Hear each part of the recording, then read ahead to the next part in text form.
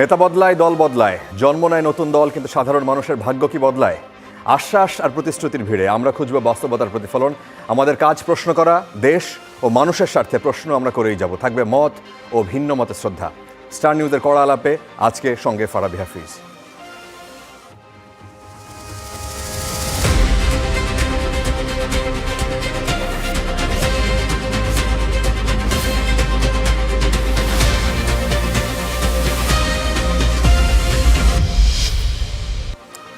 পরিচয় করে দিয়ে অতিথি হিসেবে রয়েছেন আমাদের সাথে তাহসিন রিয়াজ, তিনি যুগ্ম সদস্য সচিব, জাতীয় নাগরিক পার্টি, এবং রয়েছেন সাইদ আবদুল্লাহ, সাংবাদিক ও অ্যাক্টিভিস্ট, এবং কিছুক্ষণের মধ্যে যুক্ত হবেন আতিকুর রহমান, সদস্য নির্বাচন পরিচালনা কমিটি, বাংলাদেশ জামায়াত ইসলামী। আপনাদের দুজনকে স্বাগত জানাচ্ছি আপাতত তিনজন আসার আগ পর্যন্ত। সাইদ আবদুল্লাহ, আপনাকে দিয়ে শুরু করি। গত 5 আগস্ট আওয়ামী লীগ সরকারের পতনের পর বিশ্বজুড়ে সংগঠিত রাজনৈতিক সহিংসতার 91.7% ঘটনার সঙ্গে বিএনপির নেতাকর্মীদের সংশ্লিষ্টতা পেয়েছে টিআইবি। আজকে আপনি হয়তো ব্যাপারটি দেখেছেন। আওয়ামী লীগ 20.7% ঘটনায় জড়িত, জামায়াতে ইসলামী 7.7% জড়িত, আর একা দেশ জুড়ে সংগঠিত রাজনৈতিক সহিংসতার 91.7% ঘটনার সঙ্গে বিএনপি নেতাকর্মীদের জড়িত থাকার সংশ্লিষ্টতার কথা বলেছে টিআইবি এই রিপোর্টে। প্রশ্ন হচ্ছে যে ক্ষমতা পরিবর্তনের পর আওয়ামী লীগের সহিংসতায় অংশগ্রহণ কমে গেছে, বিএনপির বেড়েছে, মানে এর কারণটা কি? মানে এই ঘটনাটা আপনার কাছে ব্যাখ্যাটা আসলে কি দাঁড়ায়? মানে পাওয়ার প্র্যাকটিসটা কিভাবে হয়, আমার কাছে মনে হয় যে সেটার একটা রিফ্লেকশন এইখানে থাকতে পারে। এই জন্য বললাম যে এই জায়গায় যখন আপনি দেখাচ্ছেন যে এই যে সহিংসতার ব্যাপার, আওয়ামী লীগের যে অংশটা, ধরেন আওয়ামী লীগের যখন পতনটা হয়ে গেল, তারপর তাদের যারা কমান্ড স্ট্রাকচারে যারা ছিল তারা যখন চলে গেল, যাওয়ার পরে স্বভাবতই তারা যে স্কেলে যে কাজগুলো করতে পারতো সেটা তো স্বভাবতই আর ওই স্কেলে থাকে না। সো এর চেয়ে যদি কমও হইতো, বরং সেটাকেও আমার কাছে মনে হয় না যে অনেক বেশি এই স্কেলে বিবেচনা করার দরকার ছিল। ঠিক আছে, বিএনপি এটা করছে, কারণ বিএনপি তো তখন কি হয়েছে যে as a whole political party পুরোটাই ফাংশন করা শুরু করছে, কিন্তু এমন একটা পরিবেশ যে পরিস্থিতিতে তারা গভর্নমেন্ট না। আবার বাংলাদেশে অনেক জায়গায় স্ট্রাকচারালি ভ্যাকুম তৈরি আছে, ইন্টারনাল অনেক মারামারি আছে, ইন্টারনাল ক্ল্যাশ আছে বিভিন্ন জায়গায়। তারপর লোকাল পাওয়ার পলিটিক্স, যেটা ধরেন যে আমরা আপনারা ঢাকায় বসে থেকে যেভাবে রাজনীতিটাকে দেখি, লোকাল অনেক জায়গায় কি হয় দেখবেন যে ওই বিভিন্ন জায়গা, হাট, মাঠ, ঘাট, বিভিন্ন কিছু দখলের জায়গাটা, এই জায়গাগুলো অবশ্যই অনাকাঙ্ক্ষিত। ধরেন যে আপনি আনলফুলি কোথাও গিয়ে কোনো কিছু করছেন, মানে আপনি যদি বলেন যে 5 আগস্টের আগে যে সব জায়গায় আওয়ামী লীগের দখলে ছিল, সে পরিষ্কারভাবে সেই জায়গাগুলো বিএনপি দখল করতে গিয়েছে, যার যেরকম ক্যাপাসিটি ছিল। ইয়েস, বিএনপির আপনি যদি সাইজটাকে চিন্তা করেন, বড় সাইজ আকারে তাদের অপকর্মের ফিরিস্তিও এই যে দখলের জায়গাটা, সেটা বড় হয়েছে। তারপরে দেখবেন যে ওই সংখ্যানুপাতিতে যারা আছে তারা করেছে, এগুলা খুবই আনএক্সপেক্টেড ছিল, এবং ইন নো সেন্স আমি সেটাকে জাস্টিফাই করছি। কারণ কি, দিন শেষে তো মানুষ আসলে যেটা চায়, মানুষ আসলে এমন একটা সমাজ দেখতে চায় যে জায়গায় ভয়ের রাজনীতিটা থাকবে না, রাইট? তো এখন দেখা গেল ধরেন যে অমুক একটা হাট, অমুক একটা মাঠ, অমুক একটা ঘাট অমুকে দখলের ছিল। তো তারা চলে যাওয়ার পরে ঠিক আছে, তারপরে এইবার বোধ হয় যে পৈতৃক সম্পত্তির মতো আমাদের দখল নিতে হবে। এই কাজটা ধরেন যে আমরা হয়তো বা উপর থেকে যাই বলার চেষ্টা করি না কেন, লোকাল জায়গায় তো এই স্টাইলেই সব কাজটা হয়েছে, রাইট? দেখবেন অনেক বড় বড় ব্যবসা প্রতিষ্ঠান ঠিক আগে যারা ছিল চেঞ্জ হয়েছে, কেউ না কেউ গিয়ে সেই কর্তৃত্বটা নিয়েছে। ঢাকার বড় বড় ব্যবসা প্রতিষ্ঠানের কথা বলেন, এমন অনেক মিডিয়া হাউসের কথাও বলেন, এই কাজটা তো অনেক জায়গায় ঘটে গেছে। এবং আমার কাছে মনে হয় যে এই যে এই নিয়ে দখল নেওয়ার জায়গাটা, আমি আবার বলছি I don't support this thing, কিন্তু এই নিতে যাওয়ার ভেতরে এমনও হয়েছে দেখবেন ইন্টারনাল ক্ল্যাশ লেগে গেছে, নট নেসেসারিলি এই দলের সাথে ওই দলের, নিজেদের ভেতরেই, যে কার পাওয়ার বেশি একটু দেখি। এটা দেখতে গিয়ে দেখা গেছে যে ওই যে মারামারির যে ক্ল্যাশ, এই জায়গায় দেখুন হতাহতের ঘটনা প্রচুর পরিমাণে ঘটেছে। আবার অনেক জায়গায় এমন ঘটনা ঘটেছে যে ভ্যাকুমটা এমন লেভেলের ছিল যে ওই জায়গাটা আসলে কি ঘটনা ঘটতে পারে, নোবডি নোজ। আবার এমনও তো ঘটনা ঘটেছে যে ক্ল্যাশের যে ব্যাপারটা, রাজনৈতিক অস্থিরতার জায়গাটা তো অনেক জায়গা থেকে ছিল। এটা আমরা অবশ্যই সরকারকে অনেক জায়গায় ব্লেম করার জায়গা আছে, কিন্তু কেউ যদি মনে করে শুধু যে ঠিক আছে সরকারি দায়ী ছিল, ল অ্যান্ড অর্ডার ঠিক ছিল না, এটাও তো হয়েছে। পলিটিক্যাল ইন্টারেস্টে এমন অনেক মানুষ অনেক কিছু অপকর্ম করার চেষ্টা করেছে, হয়তো বা ভিকটিমহুড সেল করে যে আমি এতদিন এইটা পারি নাই, অতএব এখন এটা পাওয়া আমার হক হয়ে গেছে।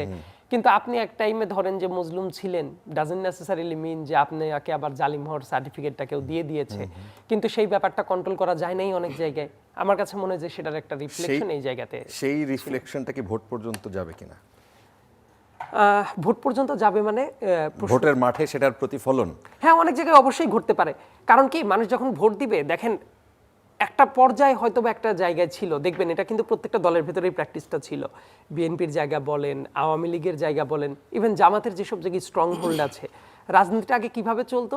ইনফ্যাক্ট আপনারা যখন বিশ্ববিদ্যালয়ের স্টুডেন্ট ছিলেন, নিশ্চয়ই আপনারা এই অভিজ্ঞতাগুলো, আপনাদেরও মানুষদের কাছে আমি শুনেছি অনেক সময়, যে কোনো একটা হলের কন্ট্রোল কার হাতে আছে, যাদের কিছু অস্ত্র হলে মজুদ আছে, দেখবেন যে যারা পাওয়ারটাকে প্র্যাকটিস করতে পারছে, দেখাইতে পারছে। সো ওই কালচার একটা সময় ছিল। এটা কিন্তু রাজনীতির মাঠেও, যে ঠিক আছে ভোটের আগে দেখবেন যে মানুষ কি বলতো, অমুককে ফালায় দিতে হবে, কয়টা মানুষ ফালায় দিতে পারে, মানে খুন করে ফেলার মতো ঘটনা, কয়টার হাড়ুড্ডি ভাঙতে পারবে। এইটা ভাঙলে যেটা হবে যে মানুষ কেন্দ্রে যাওয়ার আগে ঠিক আছে এই উইং এর বাইরে বোধহয় যাওয়া যাবে না। কিন্তু ওই মাইন্ডসেট নিয়ে কেউ যদি রাজনীতি করতে থাকে, অবশ্যই ধরা খাওয়াটা অসম্ভাবী। কারণ এই ব্যাপারটা হবেই। আপনি যুগের সাথে সাথে আপনি যদি মনে করেন যে আপনার অ্যাকাউন্টেবিলিটি উধাও হয়ে গেছে, আপনি সেম একই স্টাইলে আপনি সব কাজ করবেন, যুগ বদলে গেছে না? যেমন আপনার এই চ্যানেলে এসে আপনার এই স্টুডিওটা দেখে আমার কাছে মনে হচ্ছে ধরেন 90 দশকে যাদের সেট ছিল 2000-এর পরে 10-এর দিকে, তাদের সেটের আপনার এই স্টার নিউজের সেট অনেক আলাদা না? তো যুগের সাথে সাথে মানুষকে আপডেটেড হইতে হয়। আপনি যদি ওই ধ্যান ধারণাতেই পড়ে থাকেন যে না এই পাওয়ার প্র্যাকটিস শো করে কোনো কিছু করে যে ঠিক আছে হবে, ওই যে রাজনৈতিক নেতারা তো উঠতে বসতে হুমকি দেয় না যে প্রশাসনকে দখলে নিতে হবে, যাকে বলবো তাকে ধরতে হবে, তাকে ছাড়তে হবে, হুমকি তো দিয়েছে। সেটা প্রত্যেকটা জায়গাতেই এই প্র্যাকটিসটা আছে, যার যে জায়গায় যেমন হোল্ডটা আছে। এটা যদি থাকে, এই খাইসলত কারো ভেতরে থাকলে, ইরেসপেক্টিভ অফ পলিটিক্যাল পার্টিস, তারা ধরা খাওয়াটা অবশ্যই উচিত। এখন আমি শুধু বলবো না ধরা খাবে, এটা ধরা খাওয়াটা সেই ধরা খাওয়াটা কোন পর্যায়ের হতে পারে, মানে আপনার প্রেডিকশনটা কি? মানে ভোটের মাঠে, ভোটের ফলাফলে সেই ধরা খাওয়ার মাত্রাটা কোন লেভেলে হতে পারে? প্রধান দুটি দল, ধরেন এখন বিএনপি আর জামাত জোট, তারা যেহেতু কম্পিটিশনে, কোন দিকের পাল্লা? এই জিনিসটা কি কম্পিটিশন একদম কম্পিটিটিভ হতে যাবে নাকি মানে ব্যবধানটা ভালোই থাকবে? আমি আসবো এই প্রশ্নটা রেখে গেলাম, আমি আসবো। তাহসিন রিয়াজ, আপনার কাছে আসি। চট্টগ্রাম 8 আসনে জামাতের সাথে জোট থাকা সত্ত্বেও আপনারা আলাদাভাবে নির্বাচন করছেন, এটি কি মানে কৌশলী অবস্থান নাকি জোটের ভেতরে আপনাদের আস্থার সংকট থেকে? আন্তরিকভাবে ধন্যবাদ জানাচ্ছি, এবং আমার অত্যন্ত কাছের শ্রদ্ধার সহ আলোচক যিনি আছেন তাকেও ধন্যবাদ জানাচ্ছি। 8 আসনের যে বিষয়টা, এটা অবশ্যই জোটের ভিতরে আস্থার কোনো সংকট নেই, কিন্তু কিছু জায়গায় ডিস্যাটিসফ্যাকশন আছে, কিছু জায়গায় হয়তো কিছুটা দূরত্ব আছে, এবং এগুলো সবই সমাধানের একেবারে ভেরি নেয়ার। এবং আপনি যেটা বলেছেন, নেয়ার বলতে কি তারা শেষ পর্যন্ত উইথড্র করতে পারে? অবভিয়াসলি উইথড্র হয়ে যাবে, এবং এটা এইভাবে করে পুরো কার্যক্রমটা এইভাবে করে আগাচ্ছে। আপনি দেখেছেন ইতিমধ্যে কিন্তু যে দুটো আসন নিয়ে ডিস্যাটিসফ্যাকশন ছিল, সেই দুটো আসনে যেন দাঁড়িপাল্লা মার্কাটা না থাকে, জামাত কিন্তু তার লয়ালিটিটা দেখিয়েছে। সেই মার্কাটা যেন না থাকে, জামাত কিন্তু অফিসিয়ালি ইসিকে চিঠি দিয়েছে, এবং ইসিকে এই চিঠিটা দেওয়ার ফলে যেটা আমরা ধারণাই করতে পারি যে ভোটের যে ব্যালটে দাঁড়িপাল্লাটা থাকবে না, কাজেই স্বাভাবিকভাবেই সেখানে শাপলাকুলি থাকবে, কাজে এইখানে কোনো সংকট নেই। এবং জোটের অভ্যন্তরে আমাদের মধ্যে কোনো ধরনের ডিস্যাটিসফ্যাকশন আমি এটা ব্যাখ্যা করে দিব না, কোনো রকম ডিস্যাটিসফ্যাকশন বা কোনো দূরত্ব নেই। আচ্ছা, এটা হচ্ছে আপনার প্রথম প্রশ্নের জবাব। আপনি যে আলোচনাটা শুরু করেছিলেন, আমার কাছে মনে হয় যে ওইটাতে কিছু রেসপন্স আমার পক্ষ থেকে করা উচিত। দেখেন, সায়েদ আব্দুল্লাহ খুব চমৎকার একটা ইন্টারেস্টিং কথা বলেছে, সেটা হচ্ছে যে যার যত ক্যাপাসিটি ছিল, ক্যাপাসিটি অনুযায়ী সে সেরকমভাবে অ্যাক্ট করেছে। তাহলে আমরা যদি এইভাবে করে ব্যাপারটাকে ধরে নেই যে বিএনপি তার ক্যাপাসিটি হচ্ছে 91% ভায়োলেন্সের ক্যাপাসিটি। আচ্ছা, ভায়োলেন্সের ক্যাপাসিটি 91%। এখন আপনি খুব সহজ একটা ম্যাথ করেন, যদি বিএনপির ক্যাপাসিটি, ওনার আর্গুমেন্ট ধরেই কিন্তু আমি আগাচ্ছি, I am not placing any new arguments here. তাহলে 91% যদি তার ক্যাপাসিটি হয়, তাহলে বাংলাদেশে 5 পরিবর্তী দখলদারিত্বের ভাগ হচ্ছে বিএনপির 91%। আচ্ছা, যতগুলো অভ্যন্তরীণ কোন্দলে খুন হয়েছে, হত্যা হয়েছে, সেটার ভাগ 91%। এটা ডেটা আছে, দেখেন আমি আপনাকে ডেটাটা বলি। শুধু তাই না, মানে এটা তো আপনি ভায়োলেন্সের কথা বলছেন। দেখেন, প্রথম আলো নিউজ করেছে 14 অক্টোবর 2025, 13 মাসে, মানে এইটা 14 অক্টোবর 2025-এর নিউজ, তারপরে কিন্তু আরও দিন গড়িয়েছে, কাল গড়িয়েছে, সেটা রেশিও অনুযায়ী আপনি যদি ভাগযোগ করেন তাহলে আপনি আরও তথ্য পাবেন। তো 14 অক্টোবরে তিনি বলেছেন 13 মাসে খুন হচ্ছে 160। এবং বিএনপির কোন্দলে এটা 85। Can you imagine that? মানে আজকে এই আলোচনাটা টিআইবি বলেছে, আজকে যদি এই আলোচনাটা স্টার করতো অথবা অন্য কোনো ছোট মিডিয়া, বড় মিডিয়া কোনো হাউস থেকে আসতো, এটাকে আপনি খুব মানে ছুঁড়ে ফেলে দিয়ে আপনি ডিবাং করতেন। আমি সায়েদ আব্দুল্লাহ ভাইয়ের মধ্যে এই জিনিসটা আমি পার্সোনালি রেসপেক্ট করি ওনাকে, ওনার মধ্যে ওই বরত্বটা আছে, উনি অ্যাডমিট করতে পারেন। এটা বিএনপির অনেক নেতাকর্মীদের মধ্যে নাই, আনফর্চুনেটলি। দেখেন আমরা যখন এই আর্গুমেন্টগুলো করেছি, না খাতা কলমে তো সায়েদ আব্দুল্লাহ বিএনপির কোনো, না আমি কম্পেয়ার করছি না, মানে আমি বলেছি যে উনি করতে পারছেন, বাট বিএনপির অনেকের মধ্যে নাই। জি, he could be none of the part of BNP, সেটা হইতে পারে আলাদা, but as he defence BNP, ওই অ্যাঙ্গেল থেকে আমি এটা বললাম। তাহলে আপনি দেখেন পুরো সারা দেশের চিত্রটা কিন্তু টিআইবি তুলে এনেছে। আপনি যে 91% বিএনপির দায় দিচ্ছেন, এখন এই হিসাবটা এরকম আসতে পারে না? 91% বিএনপির কথা বলছেন, সেই জায়গাতে এরকম হচ্ছে তাদের বড় দল, তাদের ক্ষমতাও বেশি, কম্পিটিশনও বেশি, এবং সেই কারণে ওই জায়গাটায় তাদের এই সহিংসতার এই মাত্রাটাও হয়তো বেশি। এটা ফারাবী ভাই, আমি প্রশ্নটা বুঝেছি। এটা খুবই মানে লজিক্যাল ফ্যালাসি। কেন জানেন? দেখেন আপনি দেখেন কি কোন জায়গা থেকে কোন জায়গায় আমরা জিনিসটাকে সেট করছি। আপনি বড় দল, এই জন্য কি আপনি বেশি খুন করবেন? মানে আপনি বড় দল বলে আপনি নেগেটিভ কাজে কি কম্পিটিশনে আপনি বেশি আগায় যাওয়ার চেষ্টা করবেন? আমরা কিন্তু এই জায়গায় এক্সাম্পলটা সেট করি। বিএনপি যে আর্গুমেন্টটা দেয়, তাদের বিভিন্ন থিঙ্ক ট্যাঙ্করা যে আর্গুমেন্টটা সেট করে, ইটস ভেরি ডার্টি আর্গুমেন্ট। আমি আপনাকে বললাম, অন ইয়ারে বলছি, it's a very dirty argument. এবং এই আর্গুমেন্ট তাদের যে নৈতিক এজেন্সি, এই এজেন্সিটিকে প্রশ্নবিদ্ধ করে। কিন্তু দেখেন আপনি কি বলছেন, আপনি একটু আমি তো আপনার মতন করে ইন্টারপ্রেট করি। আপনি এটা বলতে চাচ্ছেন যেহেতু সে বড় দল, তাহলে বাংলাদেশে যদি 100টা খুন হয়, তাহলে 100টা খুনে 90টা বিএনপি করবে। বাংলাদেশে যদি 100টা প্রতিষ্ঠান দখল হয়, তাহলে 100টা প্রতিষ্ঠানের মধ্যে 90টা বিএনপি করবে। কারণ আপনার আর্গুমেন্ট কিন্তু না, আমার না, সেন্সটা এটা সাধারণত বিএনপির নেতারা এটাই বলেন। জি, you are saying the arguments of BNP. জি জি, আমি ওটাকেই ডিফেন্ড করছি। কাজেই that is a very dirty argument in a sense. কারণ আপনি যখন পলিটিক্স করেন, আপনার মিনিমাম একটা নৈতিক এজেন্সি থাকতে হবে, আপনার মিনিমাম একটা নৈতিক বেসিসের উপর দাঁড়ায় আপনাকে পলিটিক্স করতে হবে। আজকে টিআইবি বলেছে, টিআইবি আমি আর নতুন করে ডিফেন্ড করবো না, টিআইবির ক্যাপাসিটি কেমন, টিআইবি রিপোর্টের ডেপথ কেমন, তাদের অ্যাকসেপ্টেন্সটা কীরকম, উই অল নো। টিআইবি যখন বলে 91%-এর ভায়োলেন্স, এটা একা বিএনপি রিপ্রেজেন্ট করছে। আপনি আনফর্চুনেটলি আপনি দেখেন ফারাবী ভাই, বাংলাদেশের যত জায়গায়, যত টকশো, মানে বিভিন্ন টকশো, বিভিন্ন নিউজে আপনি যাবেন, এত নোংরাভাবে তারা এনসিপিকে ফিগার আউট করেছিল এইসব ইস্যুতে। কি বলেছে? মব এনসিপি কিছু করলেই সেটা মব, এনসিপি কিছু করলেই সেটা মব। আচ্ছা, ভায়োলেন্স কি আসলে? না, মবের ঘটনা ঘটে নাই, ঘটছে। আমি তো সেটা বলতেছি না কত পার্সেন্ট। তাহলে আপনি ডেটা নেন, তাহলে সেটা মানে টিআইবির তথ্য অনুযায়ী সেটা 1.2। দো এই 1.2কেও আমি ঘৃণা জানাই। এটা যদি এনসিপি করে থাকে, আমি এনসিপিকে রিপ্রেজেন্ট করলেও আমি এটাকে ঘৃণা জানাই। আমি আমার দলীয় ফোরামে এটাকে ঘৃণা জানাই, নাহিদ ইসলাম এটাকে ঘৃণা জানায়, এবং আমাদের দলীয় টপ অর্ডার এটাকে ঘৃণা জানায়। আমরা এটাকে নিয়ে বসি, আমরা কনস্ট্রাকটিভ ডিসকাশন করি, আমরা এটাকে অ্যাডমিট করি, আমরা লজ্জিত হই। কিন্তু যারা 91% ভায়োলেন্স করে, 91% মব করে, যারা 91% প্রতিষ্ঠান দখল করে, যারা 91% খুন করে, তারা এটাকে অ্যাডমিট করে কিনা, this is the big question নাও।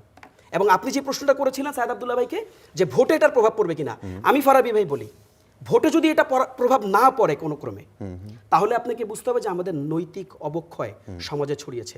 ভোটে এটার প্রভাব পড়তে হবে। আমি অন ইয়ারে থেকে আমি জনগণকে এই অনুরোধ জানাতে চাই যে আপনারা এই 91% যারা ভায়োলেন্স করতে পারে, আপনারা তাদেরকে ভোটের মাঠে গিয়ে আপনারা তাদেরকে এই 91% ভায়োলেন্সের এগেনস্টে 91% হার তাদেরকে আপনারা উপহার দেন। এটা আমি কোনো দলের পক্ষপাতিত্ব হয়ে করছি না, একদম I am not representing any political party.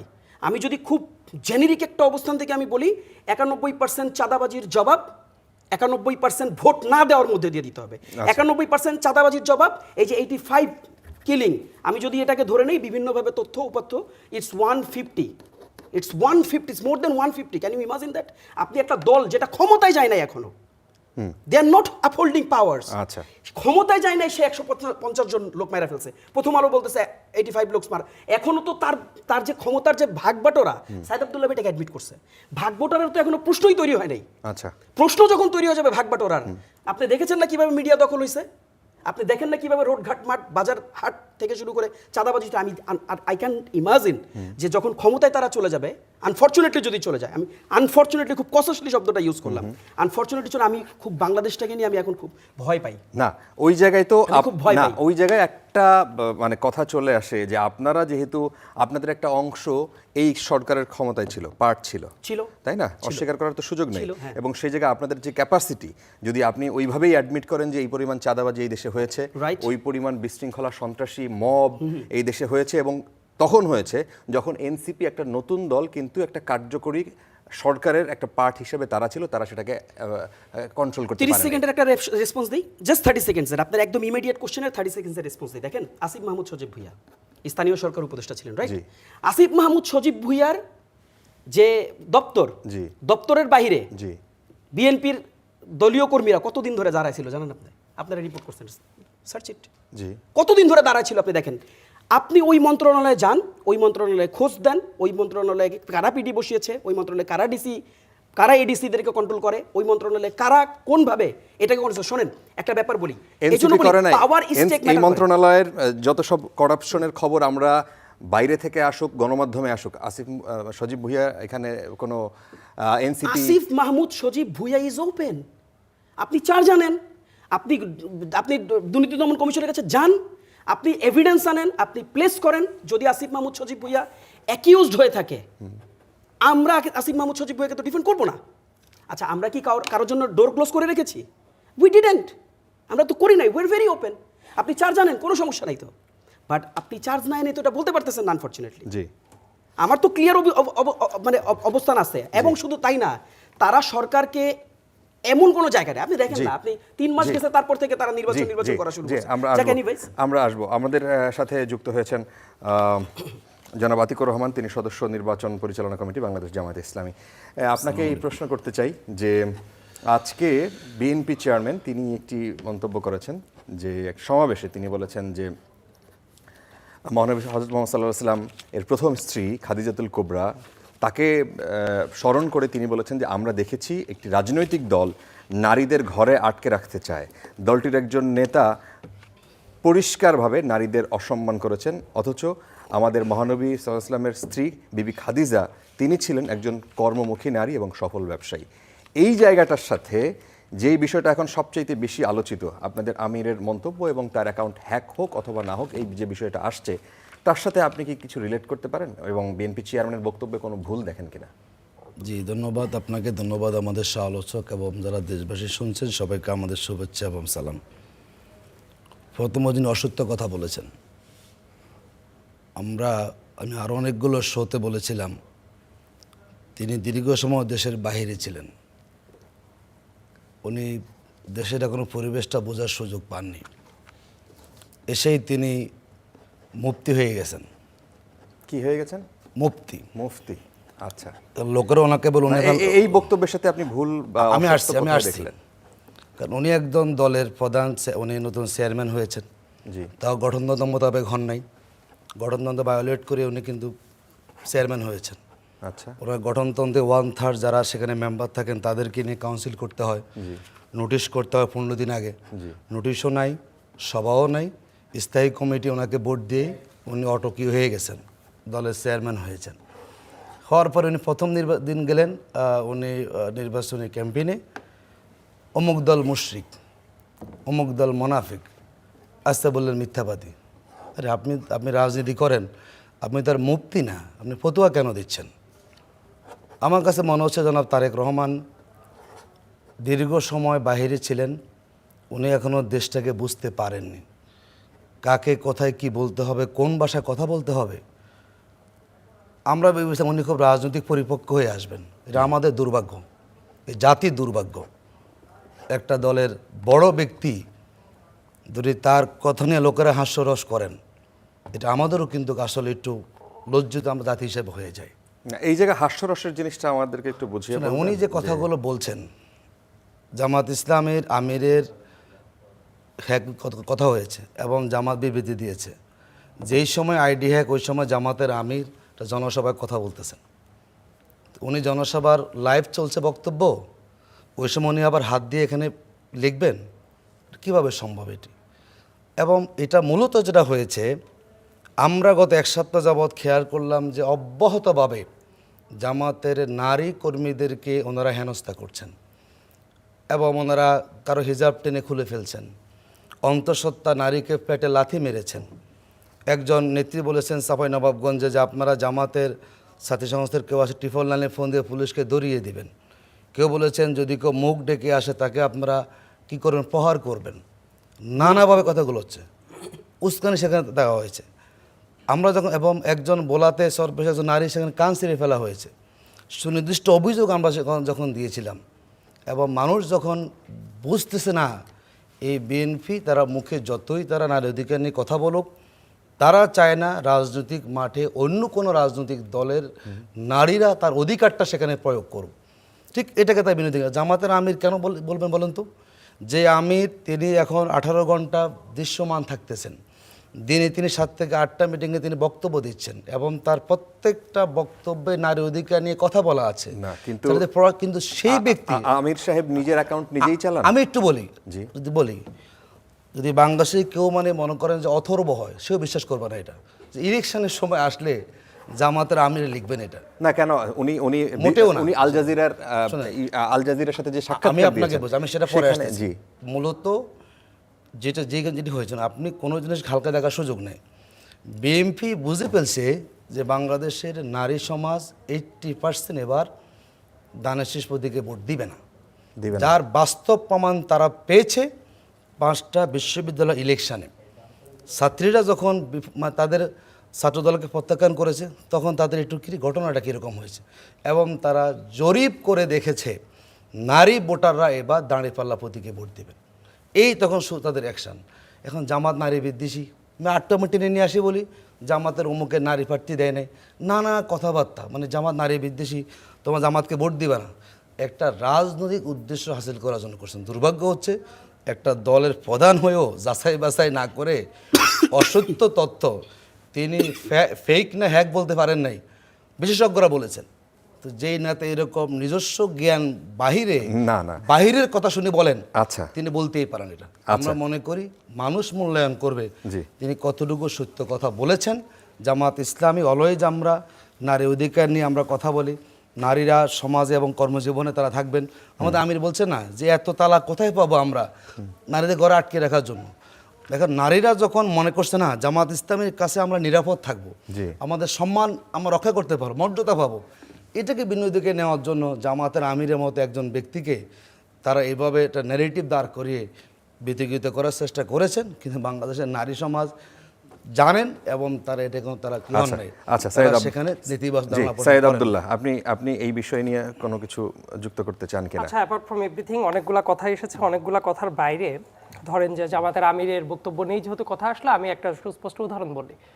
এই হ্যাকিং ট্যাকিং হয়েছে কি হয় নাই এইটার আলাপের বাইরে ধরেন কিছুদিন আগে জামাতের আমির একটা প্রোগ্রাম করেছিলেন, প্রোগ্রামের গেট আপ দেখে আমার কাছে মনে হচ্ছিল খুবই ভালো এবং স্মার্ট একটা প্রোগ্রাম করছিলেন তারা।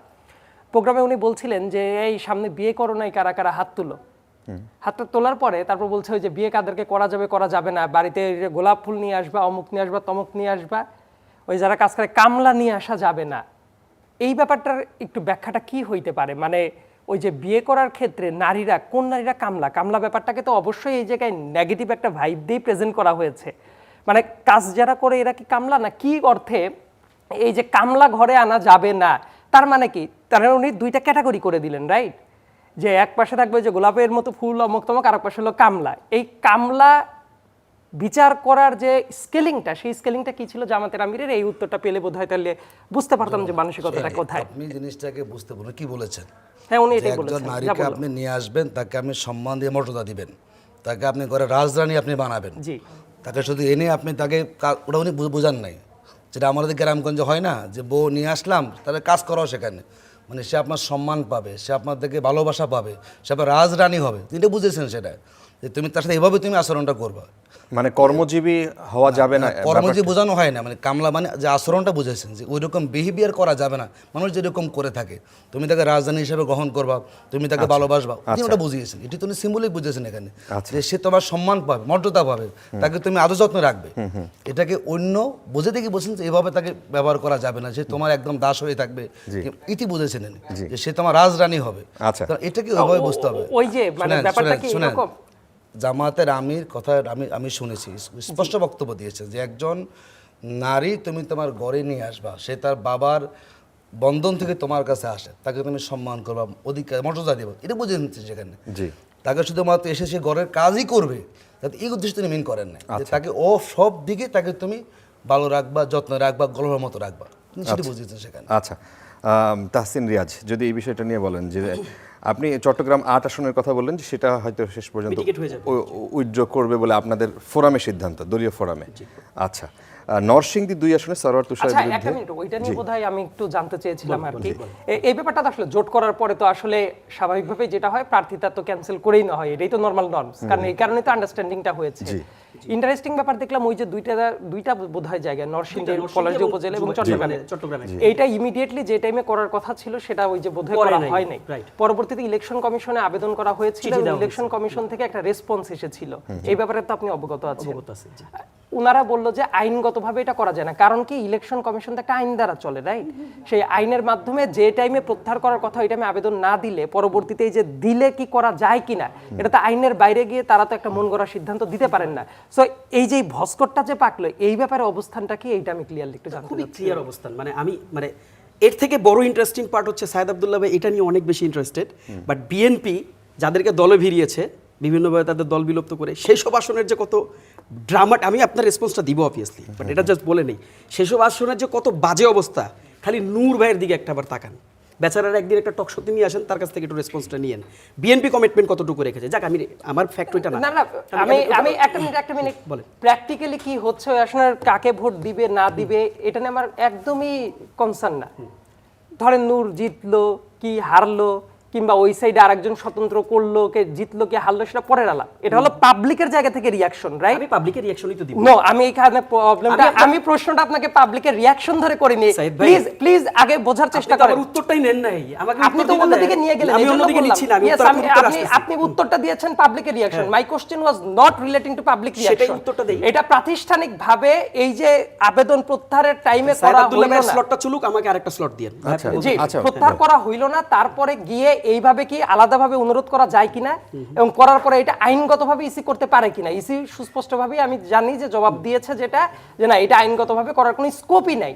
তার মানে এইটাকে যে ওই যে যেভাবে ব্যাখ্যাটা করলেন একটু আগে, এটা চমৎকার অমুক ব্যাপারটা কি এইরকম, নাকি কোনো না কোনো ক্যাপাসিটিতে ঠিক আছে এইরকম হয় নাই, যাইতে পারি নাই, ওই যে বাড়িতে আটকায় রাখার মতো ঘটনা, এই ঘটনাগুলা কি খুবই নর্মাল ছিল কিনা বলে দিই দেখেন, এবং আইনগতভাবে এই যে পরবর্তীতে অনুরোধ করা যায় কিনা এটার আইনগত ব্যাখ্যাটা দিয়ে সমস্যাটা কি জানেন?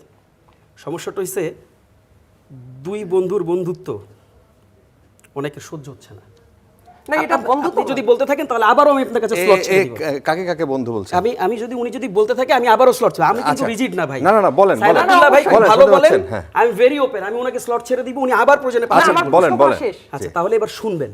জি, মাঝখানে বললে আমি উত্তর দিতে। আচ্ছা বলেন, অসুবিধা নেই। আচ্ছা, ফ্যাক্ট হচ্ছে বারবার প্রশ্ন করেন, দুই বন্ধুর বন্ধুত্ব অনেকের সহ্য হচ্ছে না। এখন দুই বন্ধুকে অবভিয়াসলি, যেহেতু আমরা একটা কোয়ালিশনে আছি, অবভিয়াসলি জামাত এবং এনসিপি। সমস্যা কি হয়েছে জানেন? সমস্যা হয়েছে এটার ভিতরে খুঁটে দোষ বের করলে কে অ্যাডভান্টেজ পায়, কাকে অ্যাডভান্টেজ দেওয়া যায়, ম্যাটারটা এসে ওইখানে ঠেকছে। আমি আপনার উত্তরটা দিব কিন্তু। এই জন্য দেখেন, আমি যখন বললাম যে বিএনপি যাদেরকে ছাড় দিয়েছে তাদের অবস্থানটা কি, তিনি তখন পাবলিক রিয়াকশন থেকে বের করে নিয়ে এসে আমাকে পলিটিক্যাল রিয়াকশনে ঢুকাই দিলেন। I am not representing BNP, or আমি আদার কোনো পার্টিকে তো রিপ্রেজেন্ট করি না, কাজে আমি তো পাবলিক রিয়াকশনটাই দিব, নাকি আমি তাদের ভিতরটা জানি না? আমি তো ভিতরটা জানি না, কাজে আমি মাঠে ঘাটে যেটা দেখবো সেটাই তো বলবো। তো ওই পয়েন্ট অফ ভিউ থেকে আমি বলেছিলাম যে নূর ভাইয়ের যে আফসোস, ওই আফসোসটা তো আমরা রাস্তাঘাটে দেখতে পারতেছি, এবং বিএনপি তার আসনগুলোতে কমপ্লিটলি কন্ট্রোল করতে ফেল করছে। এবার আমি আপনাকে যে ব্যাপারটা বলেছিলাম, দেখেন জামাতের পক্ষ থেকে যে দুইটা আসনে যে প্রবলেমটা আপনারা বলেছেন, নরসিংদী 2 এবং চট্টগ্রাম 8, দুইটা জায়গায় জামাতের পক্ষ থেকে তারা ইসির কাছে চিঠি দিয়েছে এবং তারা ক্লিয়ারলি জানিয়েছে যে আপনারা ওইখানে ওই আসনগুলোতে দাঁড়িপাল্লা প্রতীক রাখবেন না। এটা জামাতের পক্ষ থেকে অনুরোধটা জানানো হয়েছে। চ্যালেঞ্জটা কই? চ্যালেঞ্জটা হয়েছে এরপরে আসবে আইনি তর্ক। জি। খেয়াল করেন, খুব টেকনিক্যাল ডিবেট। এরপরে আসবে আইনি তর্ক। জামাতের পজিশনটা কি এই পয়েন্টে? জামাতের পজিশনটা ক্লিন না আনক্লিন? দেখেন, আমি জামাতকে ডিফেন্ড করতে বসতাম না, আনফর্চুনেটলি আপনি আমার জোর করে ওই জায়গায় নিয়ে গেছেন। জামাতের পজিশন তো এখানে ক্লিন দেখতেছি আমি। জামাত তো তার জায়গা থেকে সে চিঠি দিছে। এখন নাটক একটা প্রার্থী অভ্যন্তরে কি করছে না করছে সেটার ব্যাখ্যা আপনি জানলে আপনি দেন, আপনি জানলে আপনি দেন। সেই ভদ্রলোক নরসিংদী 2 বা চট্টগ্রাম 8, সে ওইখানে তার দলীয় সিদ্ধান্ত মানতে কিছুটা অনীহা দেখাইছে বলেই তো জামাতে চিঠিটা দিল। জামাত তো চিঠিটা দিল না, দেয় নাই? তার মানে থিংস হ্যাজ ডান। আপনি একটা ডান কেসকে কোশ্চেন করতেছেন, এবং কোশ্চেন করতেছেন ঠিক এরকম একটা মোড়ক দিয়ে, যেই মোড়ক দিয়ে আপনি আমার কাছ থেকে এমন কিছু কথা বলাইতে চান যাতে আমি এমন কিছু কথা বলি আপনি এটাতে খুব এনজয় করেন, আপনি একটু স্যাটিসফাইড হন, বা আপনি যাদেরকে রিপ্রেজেন্ট করেন তারা যেন স্যাটিসফাইড হচ্ছে, আচ্ছা ঠিক আছে আমাদের সাথে এনসিপি এটা বিরাট রকম যুদ্ধ লেগে গেছে। ভাই, আপনারা আমি আবারও ক্লিয়ার করি, আমাদের জোটগতভাবে কোনো ধরনের ডিস্যাটিসফ্যাকশন নাই। জামাতের আমির, আমাদের এনসিপির আহ্বায়ক এবং আমাদের নির্বাচন পরিচালনা কমিটি আমরা সারা দেশ ভিজিট করতেছি, এবং ব্যাক টু ব্যাক। সাইদ ভাই, আপনি আবার আপনার স্লটে বললেন, আমার মাঝখানে ঢুকেন না। স্লট নাই এখানে, এবং back to এটা back। মাঝে না প্লিজ। আচ্ছা। এটা মাঝে না, যেহেতু কথাটা বলছেন আমি তো আপনাকে এক্সাইটেডও করি নাই। উত্তর পেয়ে গেছেন তো? উত্তর পেয়ে গেছেন। জি। হ্যাঁ। আচ্ছা, এটা প্রশ্ন আপনি থাকলে বুঝতে করেন। জি, পারছেন? প্রশ্নটা হইল যে টাইমে চিঠিটা দিয়েছে এই টাইমে টাইমটা বার হয়ে যাওয়ার পরে এটা করলেও যে কিছু হয় না, এটা তো আপনার জানা থাকার কথা। আমি আপনি তো ক্লিয়ারলি ইলেকট্রিক বলতেছি, কমিশনের আইনটা আমি তো দেখেন। ক্লিয়ারলি বলতেছি আপনাকে। মানে এই যে তাহলে তো যে টাইমে প্রত্যাহার করার তো একটা লাস্ট ডেট ছিল, ছিল। ওই টাইমের ওই অনুপাতে কি পদক্ষেপ না নিয়ে তাহলে আপনি পরবর্তীতে কনক্লুশন টানেন, মানে এটা দিয়ে আপনি কি কনক্লুশন না, আপনি আবার এই ভিডিওটা প্রথম থেকে টেনে দেখেন। আমি আপনি দেখবো, ওইটা দেখে আমি যখন দেখবো। বলছেন, আমি কিন্তু আপনাকে বলি নাই যে এই কারণে মারামারি করা উচিত, আপনাদের কোনো কিছু করা উচিত। আমি ওই টাইমে জানতে চেয়েছিলাম যে পরবর্তীতে এসে এই চিঠি দেওয়া বা কোনো কিছু, এটা কি লিগ্যাল কোনো ইফেক্টিভনেস থাকে কিনা? অবশ্যই থাকে। কিভাবে থাকে? আমি তো বলতেছি এটাই সমস্যা। এই চিঠি দিলে আমি legal বলতেছি, দেখেন effectiveness কোথায় থাকে? আমি সেটাই Please বলতেছি। দেখেন, explain. আইন, আমি মানে সর্বশেষ যেই আরপিও সংশোধনী যে জি। ইস্যুটা আমি জেনেছি সেটা হচ্ছে যে আপনি যদি দলগতভাবে আপনি যদি এটাকে অ্যাড্রেস করেন তাহলে ইসি স্বাভাবিকভাবেই, দেখেন আমরা যখন মানে কেউ যখন প্রার্থিতা সাবমিট করে কোনো দলের পক্ষ থেকে যখন করে তাহলে তাকে একটা ইয়া নিতে হয় না, একটা ছাড়পত্র নিতে হয় না? ছাড়পত্র নিতে হয়। এখন দলগতভাবে দল যদি তাকে ছাড়পত্র দেওয়ার ক্ষেত্রে বা দল যদি তাকে সমর্থন দেওয়ার ক্ষেত্রে অনীহা জানায়, সেখানে ইসির কি করণীয় আছে? অবভিয়াসলি করণীয় আছে। তারিখ নির্দিষ্ট Obviously তারিখের করণীয় আছে। ভিতরে। আচ্ছা, নির্দিষ্ট তারিখের আলাপটা নিয়ে আমি আপনার সাথে ডিবেট করতেছি না। ওইটাই তো legal প্রশ্ন রে ভাই। ক্লিয়ার, তাহলে আমি তো ওই কারণেই তো আমি আপনাকে বললাম, ওইটাই তো ক্লিয়ার প্রশ্ন। ওইটা প্রবলেমটা কি? প্রত্যাহার না আপনি করলে ওইটা উত্তর থেকে নিচ্ছেন না। প্রতীক প্রত্যাহার করার মতো উত্তর নিচ্ছেন না। আমি legal আবার উত্তর থাকে না। আমি আমি লিগ্যাল আবার- প্রশ্নটা জিজ্ঞেস করেছি। আমি আবারও রিকল করি। আপনি রিকল করেন, আমি লিগ্যাল প্রশ্নটাই জিজ্ঞেস করেছি। তাহলে আমি 30 সেকেন্ড দেন, আমি আবারও রিকল Yes, করি। please. দেখেন, আপনি যে আইনের ফরম্যাটে নিয়ে আসছেন ব্যাপারটাকে, আইনের ফরম্যাটের সাথে তো আমার কোনো দ্বিমত নাই। এটা ফরম্যাটের কোশ্চেনটা এখন কোথায় আছে? আইনের সাথে আছে।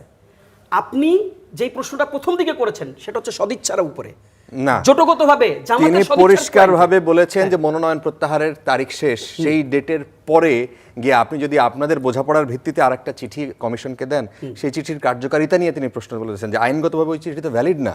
ওকে, আপনি তো যদি- চিঠি এখনো দিতে খুবই পারেন। সহজ। ওই দেখেন, legal point আপনি দেখেন আমি ক্লিয়ার করে দিই। আমি খুব সহজ, আইনগতভাবে যদি এটা ভ্যালিড না হয়, নরসিংদী 2 আসনে এবং চট্টগ্রাম 8 আসনে জামাত স্বতঃস্ফূর্তভাবে আমাদের প্রার্থীর জন্য কাজ করতেছে।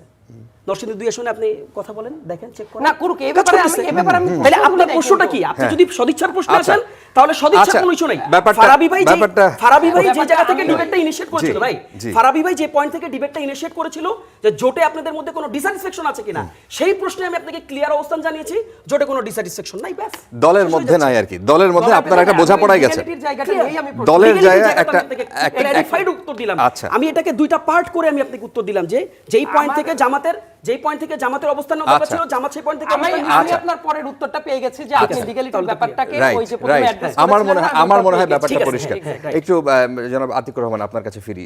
বিএনপি মহাসচিব মির্জা ফখরুল ইসলাম আলমগীর তিনি বলেছেন যে জামাত ইসলামী দেশকে আফগানিস্তানে পরিণত করতে চায়। এখন প্রশ্ন হচ্ছে যে গণতান্ত্রিক কাঠামোয় রাজনীতি করলেও জামায়াতের বিরুদ্ধে কেন এরকম চরমপন্থী অভিযোগ আসলে আনার সুযোগ থাকছে? জামাতের প্রতি ভয়ের কারণে। দেখুন, বাংলাদেশ কখনো আফগানিস্তান হওয়া সম্ভব না। এটি হলো আমাদের মত। বাংলাদেশে থাকবে এবং বাংলাদেশের মানুষের যে নিয়মতান্ত্রিক সেগুলোকে বাংলাদেশ পরিচালিত হবে। যে কথাটা এখন উনি বললেন, উনি কিন্তু এতদিন কেন বলেননি? মির্জা ফখরুল সাহেবের সাথে না আমাদের বিশেষ করে নারী নেতৃত্ব নিয়ে জামায়াতের সাম্প্রতিক যে কথাগুলো আসছে সামনে সেটাকে তিনি মেনশন করেছেন। এটা ওনারা নেগেটিভ। জামাত খুব স্পষ্ট বক্তব্য দিয়েছে, জামাতের আমির এবং নারীরা কিভাবে কি হবে সবই কিন্তু তিনি বলে দিয়েছেন। এটা মূলত উদ্দেশ্যটা ভিন্ন। মানে বিএনপি মনে করেন, যেটা আমি বললাম কিছুক্ষণ আগে আপনাকে, যে এবার এদেশের নারীরা তারা দানের শীষ প্রতীকে ভোট দিবে না। আরেকটু আপনাকে বলি, আপনারা এতটা নিশ্চিত কিভাবে তাদের কত না আপনাদের এই তথ্যসূত্র কি? এই তথ্যসূত্র হচ্ছে যে সার্ভেগুলো হয়েছে, সেই সার্ভেতে এটি এসেছে। এবং সাম্প্রতিক যে ইলেকশন হয়েছে বিশ্ববিদ্যালয়গুলোতে সাধারণ ছাত্রীরা যেভাবে শিবির সমর্থিত প্যানেলকে ভোট দিয়েছে, তাতেই প্রমাণ করে এদেশের নারী সমাজ আগের মতো সে অবস্থানে তারা আর নাই। দেখুন, তারা যে অত্যন্ত একটা মারাত্মক কথা বলেছেন, মির্জা আব্বাস সাহেব কি 40 লাখ বোরগা অর্ডার দিয়েছেন। এটা কোথায় পেয়েছেন, কে বলেছেন, উনি কার থেকে শুনেছেন? এটা একদিকে বলে আমরা আফগানিস্তান বানাবো, আরেক দিকে যাতে করে এই বোরকা পরা নারীদেরকে হেনস্থা করা যায়, সুযোগ তৈরি করা যায়, সন্দেহ তৈরি করা যায়, একটা সাইকোলজিক্যাল গেম খেলা যায়, এই কাজটা করছেন। তো যেই বিএনপি নারীদের রাজনৈতিক অধিকারকে সহ্য করতে পারে না, দেখুন এই গত 18 মাসে যেই বিএনপির নেতাকর্মী দ্বারা 66 জন নারী ধর্ষিতা হয়েছেন, এটা রেকর্ড এখানে আছে আমার কাছে। এবং সুবর্ণচরে যে দানের শীষ প্রতীকে ভোট দেওয়ার কারণে একজন মা এবং মেয়ে ধর্ষিতা হয়েছেন, দেখলাম বিএনপির একজন প্রার্থীর মিটিংয়ে ইনি এসে বক্তব্য দিচ্ছেন দানের শীষের পক্ষে। এটা যাদের নারীদের ব্যাপারে হলো অবস্থানটা, তারা যখন নারীদের প্রতি মায়া কান্না দেখান, এটা আসলে আমাদেরকে উদাহরণটা কী দিব আমরা বুঝে আসছে না। ওই যে অনেকটা এরকম হয়ে যায় না, যে ওই আপনার আমাদের বলে যে শিয়ালের কাছে মুরগি বাগাতার মতো অবস্থা হয়ে গেছে। আর তুমি বেরোয় আসো না কেন, তোমাকে আমি খপ করে খেয়ে ফেলবো। বাংলাদেশের এখন পর্যন্ত বিএনপির কর্মীদেরকে নারীরা অনিরাপদ। যতগুলো দর্শনের ঘটনা ঘটেছে বাংলাদেশে, এখন পর্যন্ত কোথাও কি জামাত ইসলামী কত নাম এসেছে বলুন আপনি? সব তারা সেখানে এসেছে, ওরা পত্রিকায় এসেছে, কিন্তু ওরা প্রমাণ আপনি দেখাতে পারবেন না। জামাত ইসলামের নামে ধর্ষণের প্লিজ অভিযোগ আপনি বলেছেন আসে নাই, কোথাও নাই, কিন্তু জামাত ইসলামের নামে অভিযোগ এসেছে। আমি বলি এসেছে, এটা ব্যতিক্রম হতে পারে, এটা নিয়ম না। আপনাদের আপনি তো বললেন যে না, আমি তার মানে বলছি দুই একটা এসেছে, দুই একটার বেশিও তো হয়েছে। কিন্তু বিএনপি যেভাবে সিরিয়াস ঘটনা ঘটাচ্ছে এরকম ভাবে, তো সেই বিএনপির জন্য মানে জামাত ইসলামী আফগানিস্তান বানাবে, এটি একটা রাজনৈতিক বক্তব্য তিনি দিয়েছেন মূলত দেশের নারীদেরকে বিভ্রান্ত করার জন্য। আমরা বলেছি জামাত ইসলামের দিক ক্ষমতা আমরা আসার সুযোগ পাই, জামাত জোট, নারীরা তার কাজ ঠিকমতো করবেন, তার সামাজিক নিরাপত্তা থাকবে, তার কর্মস্থল নিরাপত্তা থাকবে, তার মর্যাদা থাকবে, সেটা আমরা বলছি। নারী জাতির, মায়ের জাতির যে সম্মান এবং মর্যাদা, সেটাকে আমি ইনশিওর করব। আমরা কাউকে বলেছি যে জোর করে আপনি বোরকা পরেন, এটি বারবার আমরা ক্লিয়ার করেছি যে জামাত ইসলামী কার উপরে আমরা কোনো জোর জবরদস্তি করব না। মানুষকে আমরা বুঝাবো, যদি সে বুঝবে, কিন্তু কাউকে জোর করে আমরা চাপিয়ে দিয়ে যে সব নারী গার্মেন্টস সব বন্ধ, বাস্তব বলুন তো, বাস্তব এটা যে গার্মেন্টস ফ্যাক্টরি সব বন্ধ, সব ঘরে ঢুকে যান। আচ্ছা, এই কাজ আমাদের কখনো করবে? একটা প্রশ্ন এটি মূলত ছোট করে দিবেন। আমাদের এখানে প্রায় এই প্রশ্নটা আসে, আমাদের অনলাইনে দর্শকদের কাছ থেকে এই প্রশ্নটা আসে। জামায়াতে ইসলামী ধরেন যদি ক্ষমতায় যায়, তারা যদি সরকার গঠন করে, তাদের আসলে মডেল কি? তারা আসলে কাকে অনুসরণ করবে? তারা কি ইরানের মতো করে চালাবে? তারা কি আফগানিস্তানের মতো করে চালাবে? তারা কি পাকিস্তানের মতো করে চালাবে? ইন্দোনেশিয়ার মতো, ইরাকের মতো, মানে তুরস্কের মতো? মানে আপনাদের সামনে আসলে এক্সাম্পলটা কি? কাদেরকে অনুসরণ? আমাদের মডেল বাংলাদেশি মডেল।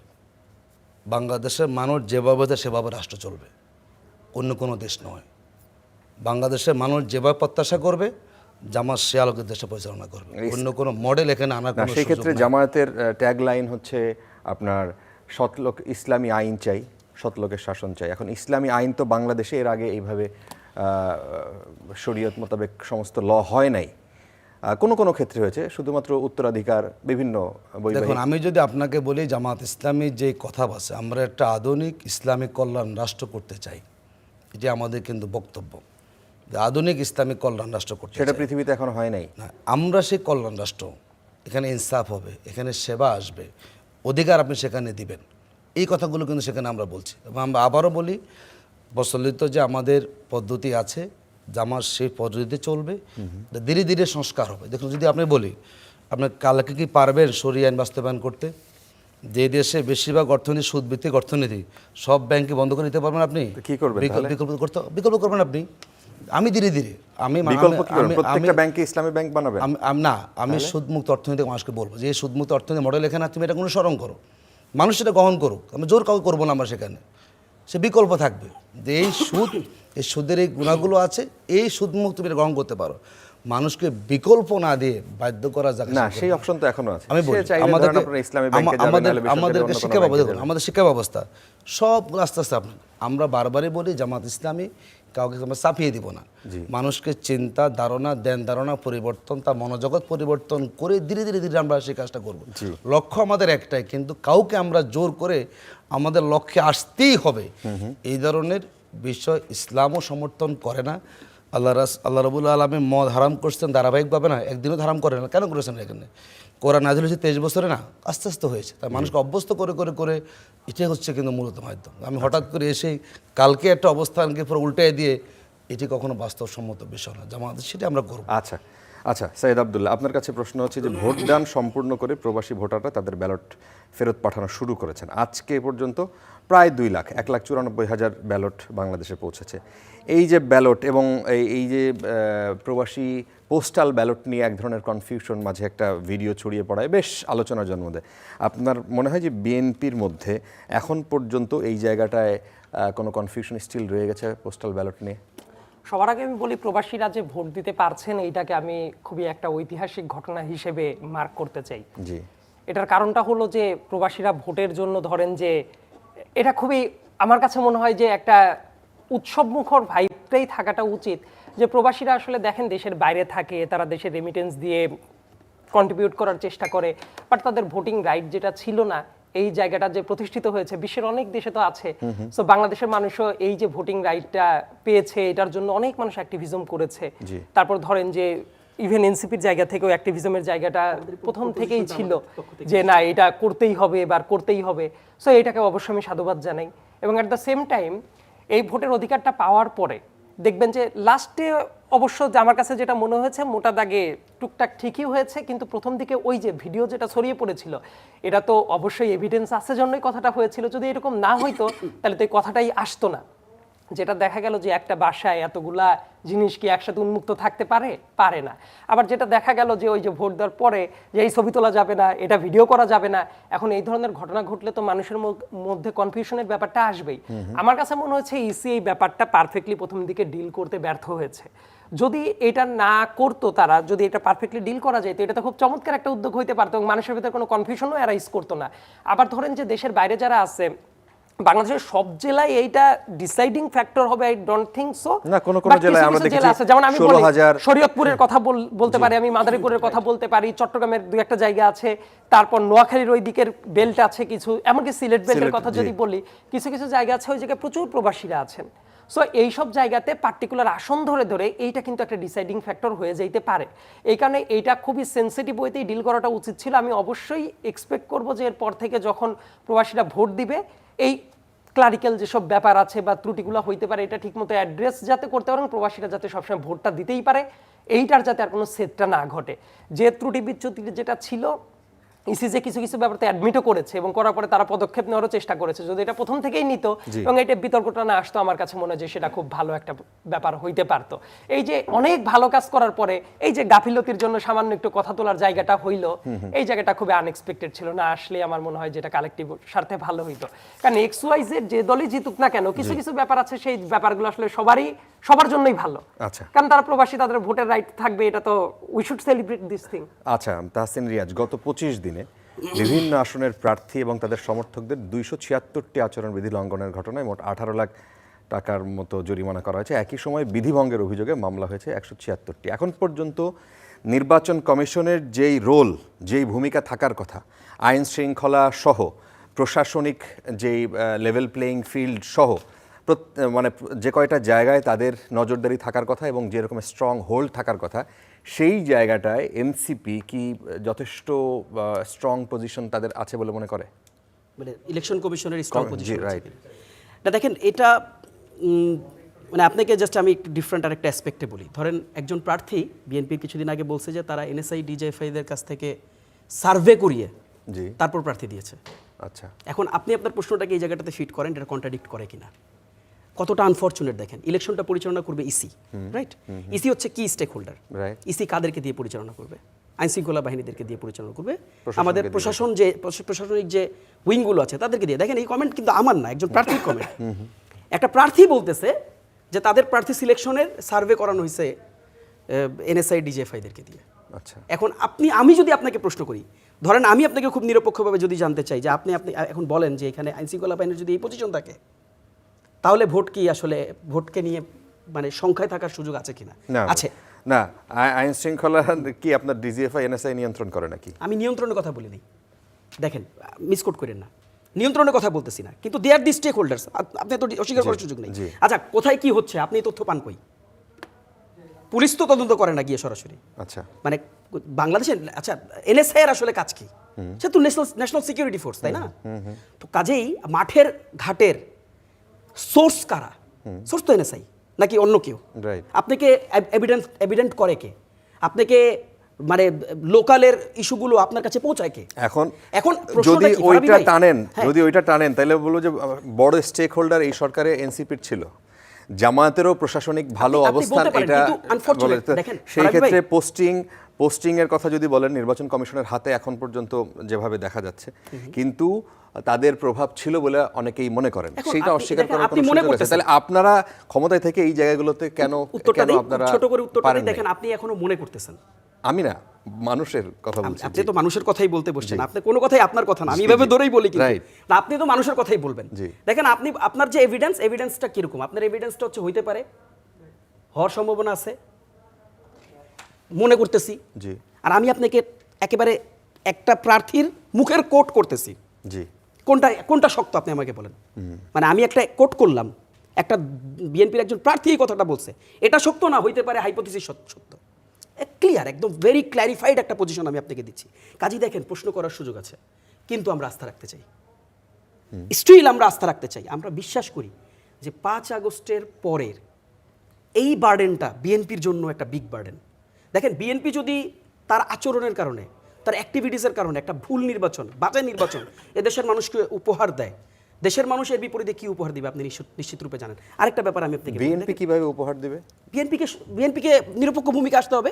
নোয়াখালীর ভিডিও ভাই আমি নিজের চোখে দেখলাম, নোয়াখালীর ভিডিও, একজন পর্দাসীন নারীকে 3 থেকে 4 জন লোক যারা বিএনপিকে রিপ্রেজেন্ট করে তাকে লিটারালি হ্যারাস করতেছে রাস্তার মাঝখানে। কেন?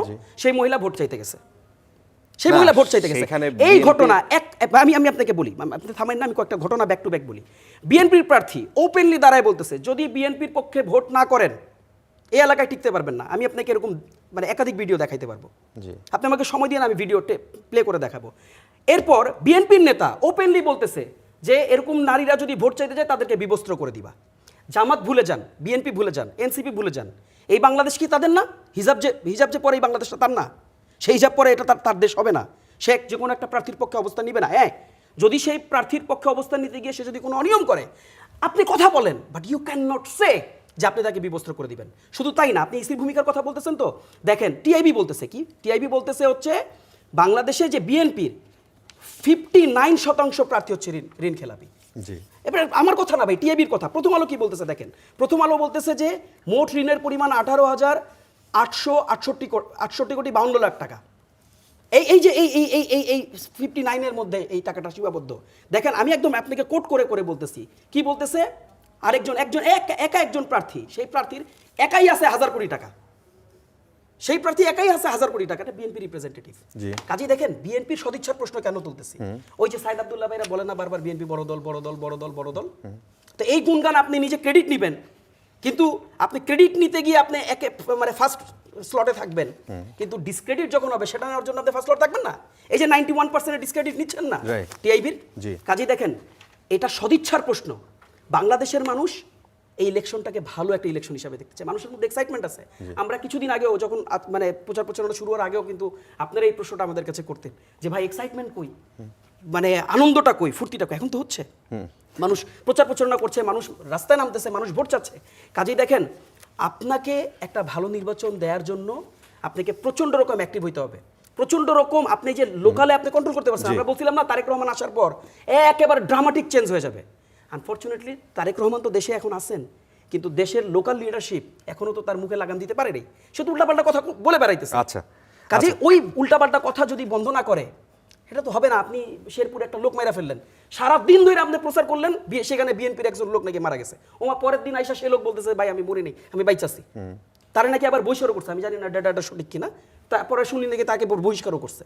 আচ্ছা তো ভাই এই না, ধরনের আচ্ছা তাহলে উইথড্র করলাম, ধরুন ওই ডাটা বাদ দেন, ওই ডাটা বাদ দিলেও তো এটাকে কত বড় ডিসপিউট।